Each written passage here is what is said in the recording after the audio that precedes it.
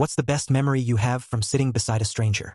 I'm sitting on this delayed flight from Phoenix to Boston at 2 in the morning, crying like an absolute mess because I just found out my dad's in the hospital and might not make it through the night, and this old guy in the seat next to me hands me a napkin, puts his hand on my shoulder, and tells me the story of how he missed his own father's last moments by 10 minutes and how that 10 minutes taught him everything he needed to know about living. The whole nightmare started 8 hours earlier when my mom called during my business conference saying Dad collapsed at dinner and the doctors weren't sure what was happening. So I literally ran out of the hotel, booked the first flight I could find, and spent the entire time at the airport pacing around and refreshing my phone every 30 seconds waiting for updates. I tried calling my sister like 15 times, but she wasn't answering.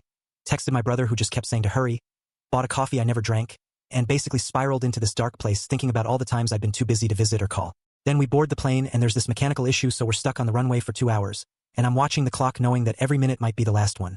Feeling completely powerless and alone even though I'm surrounded by 200 people.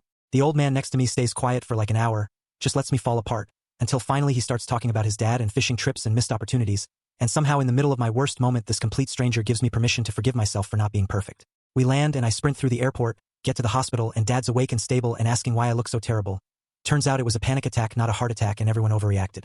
The best memory I have from sitting beside a stranger is the guy who reminded me that love isn't measured in minutes or missed moments but in showing up even when you're scared. And honestly, I think about his words every single time I call my dad now.